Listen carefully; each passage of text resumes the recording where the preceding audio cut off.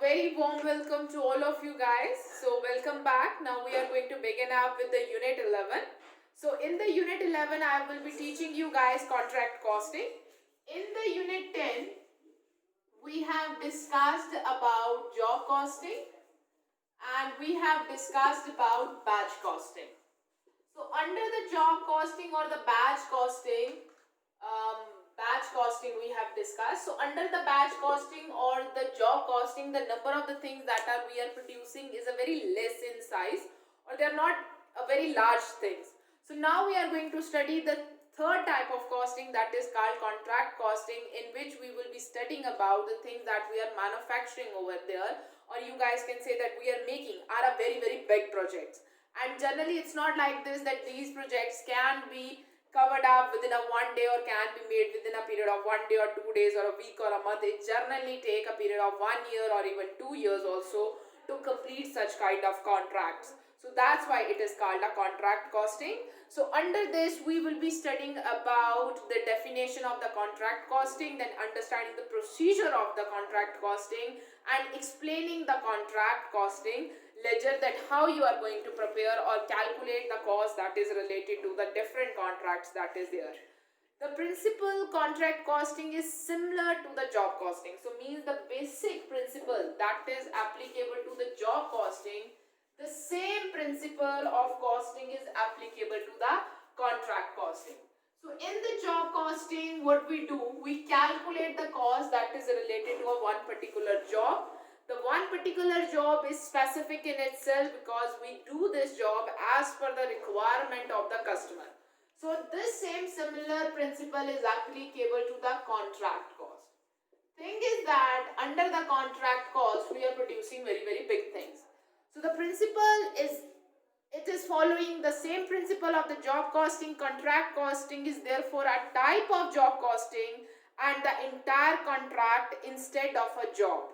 So it's constitute the job unit. So in spite of a one single job, the entire contract is a job unit. So under the, you guys can say, contract costing, in spite of one single job, the entire contract that we are having in our hand is a contract. So that will be considered as a unit cost, a unit for which the cost is to be calculated. That will be our cost unit. So this method of costing is also known as terminal costing. So this method is also called as terminal costing. So terminal costing is the other name of the contract costing. So under this method, we are generally, so the contract costing is basically used, the contract costing is applied for the industries which are engaged in the construction of buildings, roads, dams, bridges, banks, parts, etc. So these contract costing is basically, or terminal costing is basically used where the number of things or the type of things that you are manufacturing are very big in size and they are not completed within a shorter period, but it's take a longer period of time to complete the one job. So that's why it is not a job costing, it is basically the same principle, the same type, we calculate the cost in the job costing. The same way we are going to calculate the cost for the contract costing also, but the thing is, the contract costing are related to the bigger project that is of the construction in nature. So let's begin with it.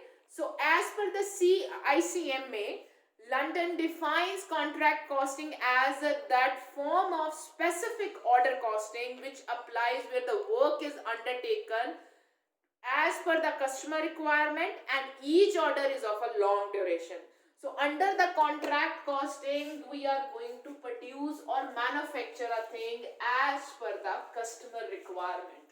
So under the contract costing also, we produce or we manufacture as per customer requirement. But how it is different from the job costing? Because under the contract costing, the duration that we have is long. So the duration is long under the contract costing. So this form of specific order costing which applies where the work is undertaken as per the customer requirement, and for each order the duration is longer or the period of the performance of the job or the contract is longer. In other words, contract costing is ascertaining the cost that is related to one contract. To ascertain the cost, to ascertain the cost related to one contract. That one contract could be related to construction of a building, construction of a home, construction of, you guys can say, a bridge.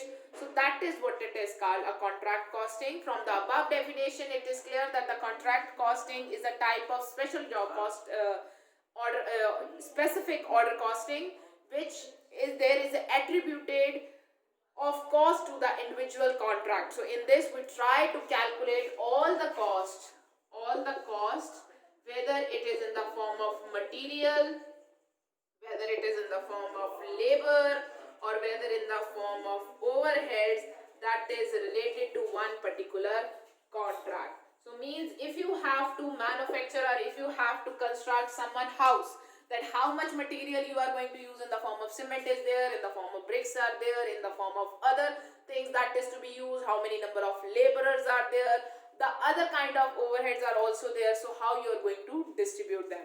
So this is what we are considering with the contract costing. So it determines the total cost of the contract, the important objectives. So now we are going to do is the before we go further. So now under what is the objective to undertake the contract costing is the objective that is given to us is like this. So the important objectives of contract costing is, first one is to determine the total cost of contract. So means if you are undertaking any kind of contract or you want to come into any contract of construction or something, so you can estimate from the basis of a contract costing on the basis of your previous experiences also that to undertake such kind of a contract as per the specific customer requirement, how much cost will be related to it. To determine the profit and loss,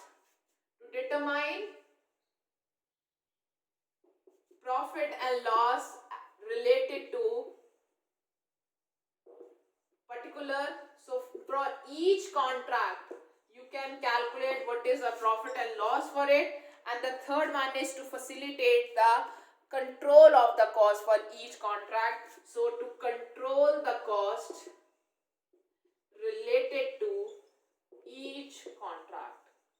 So this is what the basic objective that we do under the contract costing. Basically to determine what is the total cost that we are going to incur to perform a one contract. Then to, after ascertaining the total cost, we want to know that if you want to undertake that contract or you have undertaken that contract, then how much you have earned out of that contract, that is a profit and loss, and so that you can also try to control the cost that is related to a particular contract in it. So these are the main objectives through which we undertake the contract, for which we undertake the contract costing.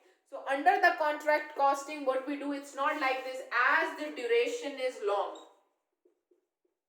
so we don't wait till the completion of a project to calculate the cost.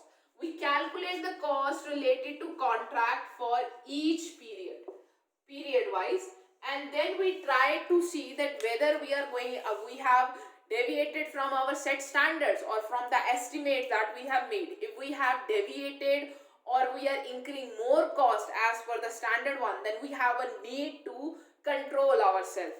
And if we have not properly set the standards, if there is any change in the market prices of the thing, then we have a need to revise the standards.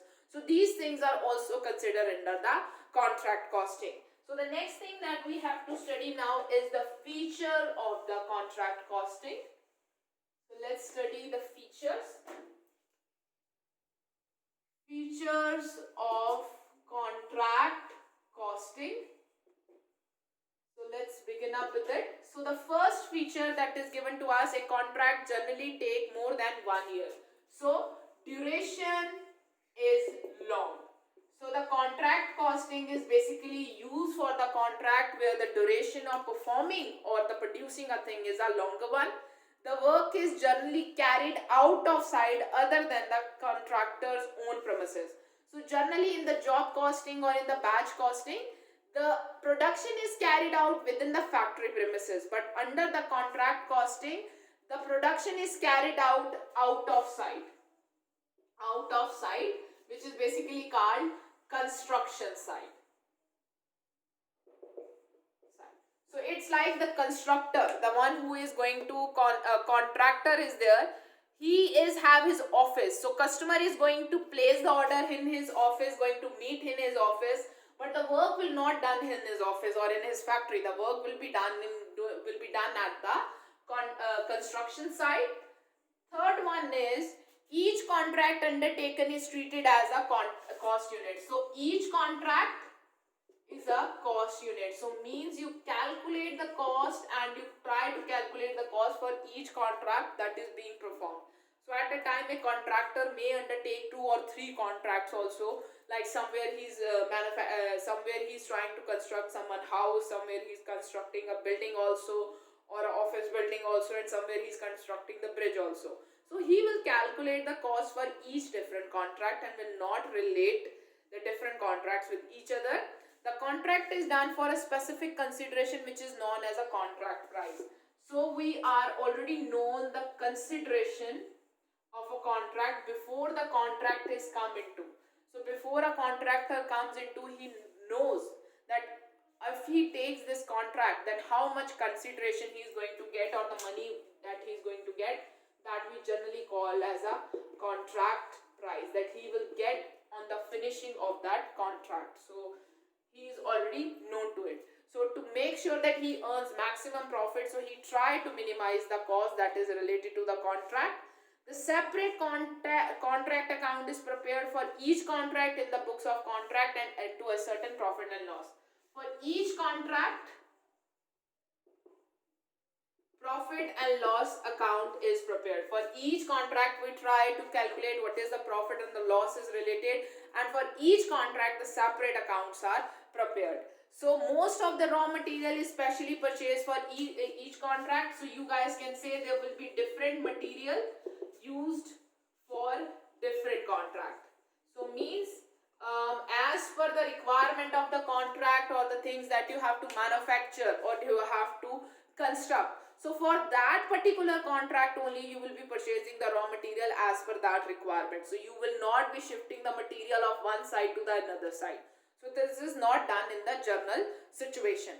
The contract is paid in the installment which is done after the work complete has been certified. The contractor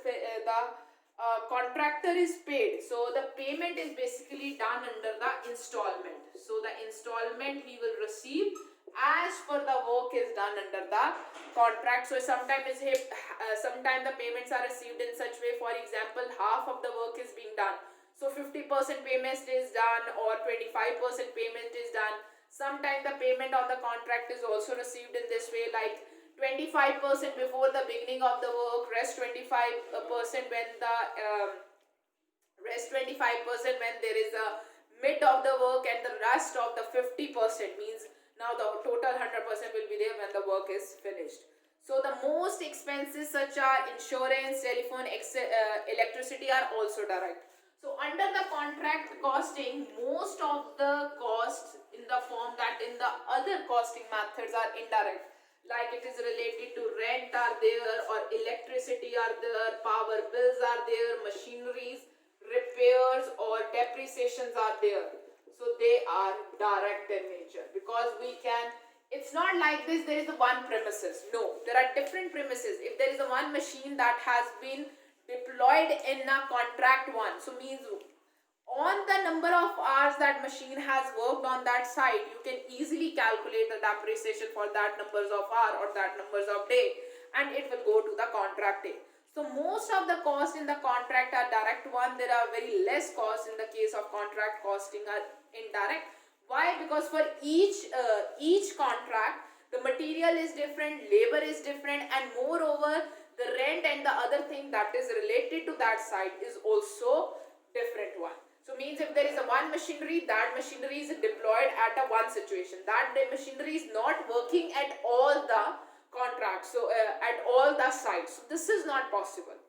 Moreover, for example, if you have purchased some kind of a machinery and you are paying rent on that, you have taken that machinery on a lease, and that machinery is deployed on a contract A. So means all the rent that is related to that machinery will go under the contract A cost, will not go under the contract B or contract C. In other cases, that rent might be an overhead, but in the contract way, it will be and directly related to that contract.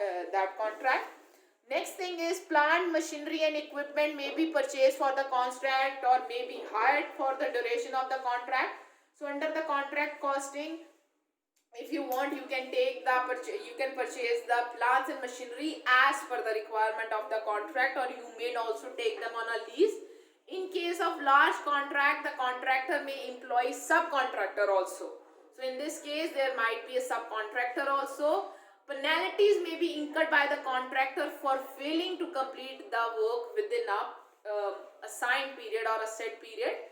So this may also happen in case of a contract. Contract costing is concerned with the costing of construction work or repair work and within the costing of any goods. So under the contract costing, how many material has been used, labor is there, repair work, so everything is known related to that, you guys can say contract. There is no heavy investment on asset initially in case of contract costing. So under the contract costing, we don't heavily invest in machines. We don't heavily invest in machines because what happen in the case of contract costing, the contractor may require different kind of machine to carry out the different contracts of construction. So it's not advisable that he purchases those machines and keep them in his stock. So what he can do, the machines are also available on hire purchase or under rent purpose. So he can acquire the machine as per the requirement of a contract. So there is no heavy investment in the asset under the contract costing. Nearly all the labor that is related under the contract costing is the direct one. So there is no indirect labor. And each contract or work involved in contract costing is executed or done as per the requirement of the customer. So this is what we do under the contract costing. So in the contract costing, whatever the work is being done, so that work will be done as per the requirement of the customer, not going beyond or doing anything which is beyond the requirement of the customer. So customer involvement is very high in case of a contract costing. So with this, we are done with the features of the contract costing, which basically related to the where the duration is big, everything is direct. So there is no much appropriation is required or no much technicality or calculation of the rates per hour or per labor is required to apportion the overhead between the different contracts. No, in this contract costing, all the costs are direct and directly related to the contract only. So this is what the main feature of the contract costing that we have. So the next thing that we are going to understand or discuss about the contract costing is related to the main point of distinguish between the contract costing and the job costing. So now we are going to differentiate between contract costing and batch costing. So now we are going to differentiate between the contract costing and the batch costing that is given to us. So the contract is larger in size, whereas the job is I have written, not batch costing but job costing. So now we are going to understand that what is the basic difference between the contract costing and the job costing. So contract is big in size, whereas the job is very smaller in size. Contract work is done at a site where the job work is done within the factory only. So means factory is not going somewhere else. So means if there is printing of advertisement is to be done, so it will be done under the printing press. Printing press is not going anywhere. But if the construction of dam is to be done, so you have to go to the location and then do the construction over there. A contract take more time to complete, whereas job takes very lesser time to complete. Contract is more complex in nature. In contract costing, most of the costs are chargeable directly. So under the contract costing, we know all the cost that is related to that contract is a direct one and very easy to allocate. But under the job costing, there are overheads or also which is not directly related to that job. So we need to calculate and apportion them as per the different heads or the cost driver. In contract costing, no heavy investment on asset is there, but under the job costing, there is a heavy investment is there. For example, if there is a printing of required, then the printing press owner has to buy the printing press. So there is a heavy involvement in the case of job costing. But in the case of contract costing, there is no heavy involvement of the cash into the asset because number of asset can be taken into the lease. So under the contract costing, the price is paid in various installment depending upon the progress of the work. So as we have already discussed, under the contract costing, the prices are paid in a different installment, like sometimes some portion before the starting of work at the time of placement of the order, sometimes 50% with the when the 50% work is done, and sometimes all that work amount is paid when the work is completed. But generally in case of job costing, the amount is paid once the whole of the work is done and the goods are dispatched to the customer. Contract costing pertain to construction, while job costing is related to the printing jobs, ship making ones, and along with that there are some special orders that is received from the customers. In contract costing, the cost computation is similar as compared to the job costing. Although the job costing is a very small in nature or the duration is smaller related to the small thing, but the allocation of cost is difficult in the job costing as compared to the contract costing. So this is the main difference that is between the contract and the job costing. So with this we are done with the difference between the job and the contract costing, and the next thing that we have to do is the procedure of the costing for the contract is as follow. So after doing the difference between the contract and the job costing, the next thing that we have to discuss is the procedure of contract costing. So what is the procedure of the contract costing that we are follow? First one is contract account. First one is contract account. So this is the first thing that we are going to do under the contract costing. Every contract is allotted a separate number and a separate account is opened for each contract. So first of all, you will going to open an contract account for each contract. For example, at this time a construction worker is working on a 3 different contract. So you guys can give it a name: contract A, contract B, contract C. So for every different contract, there will be different set of accounts will be maintained that will be related particularly to that contract. So that is called contract accounts. Next is direct cost. The next is direct costs. So most of the cost of a contract can be allowed directly to the contracts. So all such direct costs are debited to the contract account. Direct cost of the contracts generally include cost of direct material, cost of direct labor, cost of direct expenses, cost of supervision is there, depreciation of plant and machinery, lease rent of the plant and machinery, subcontract costs are there. So in most of the cases, second one is direct cost. So you have to consider and allocate the different direct costs that is related to the different contracts, and the cost which is basically related to different contracts will be directly allocated to them. So we don't have any kind of overhead in it, so allocation of cost become very easy, whether it is a direct labor, direct expenses, direct manufacturing, even the supervision cost is direct, and even the depreciation and the rent that is related to the leasing of the plant and machinery is also direct. Next is the indirect cost. Third one is the indirect costs are there. So indirect costs are often absorbed on some arbitrary basis as a percentage on the prime cost or material or wages. So if there is any indirect cost, in any of the basis. For example, there is a one supervisor that is supervising the contract A also, and there is a one supervisor who is examining or supervising the contract B also. So in that case, you can allocate the cost on the basis of the prime cost also, the number of laborers also, so the number of material also, and the wages also. So overhead are normally restricted to the head office and the storage cost. So the overhead in the in the contract costing, most of the costs are direct ones. So there is no indirect one.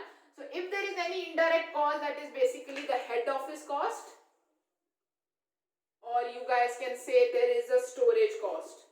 So storage is one, and where the material or the different thing can be stored for the different contract. So they can be allocated on the different basis, that could be based on material, labor hours, and machinery working hours, and wages that has been paid to the labor. So that could be basis for the calculation of the indirect allocation of the indirect cost. So after the allocation of the indirect cost, the next we have is a transfer of material or plant. When material or plant etc. are transferred from the contract amount is credited to that amount. So when a plant and material are transferred from the contract, so means you have to transfer whatever the material and the plant is required to the person who has acquired the contract. So from the contractor premises, you are going to acquiring it to the contract side first of all, and when the contract is finished, so you are going to bring back that material what is left. So whatever the things has been left, for example, while constructing the project, so there is some kind of material which is left with us. So in spite of leaving it on the site, you can bring back that material to the head office. So you will credit that amount. So you will credit the things that is not used or that is left. So you have to credit their amount on the contract. Next is the contract prices. The contract account is also credited with the contract price. So you also have to credit the contract account with the contract price, so that you can estimate how much profit and the loss that you have earned in that contract. However, when a contract is not completed, the end of the financial year, the contract account is credited with the cost and the value of the work in progress of that day. If the contract is not fully completed, then the cost that has been done up to what are the work in progress in there, so that is also considered while closing the contract for that particular period. So we consider it for till now what has the work is being done. So after the contract price, we also have the next thing that we have to do is the calculation of the profit and loss. The balance of the contract amount represent the profit and the loss that we have earned in the year, and with this we will be able to prepare whole of the contract account. So we take different kind of procedures under preparation of the contract account. For example, there will be different contract that will be prepared for the different, you guys can say, for the different contracts that we have, the constructions that we have, direct costs are basically directly allocated to the different contracts without any kind of problem. There are very indirect costs, less indirect costs are there. So if there is any indirect cost which is generally related to head office and the storage, so we have a basis of the allocation of them also, like material is there, number of labor hours is there. So then we have to credit all the things which is left to be used. For example, if there is extra material is there, so those extra material is brought back to the head office, or you guys can say storage of the contractor. So you credit that amount, then you credit the contract amount that you have received. So if the contract is still work in progress, so you are going to show the contract in the contract that the contract is still work in progress, and you will calculate the profit and loss as per that requirement. So up to this we have done the procedure of the contract cost. So up to this we have discussed about the disadvantage, you guys can say, procedure of the contract costing and the features, objective of the contract costing.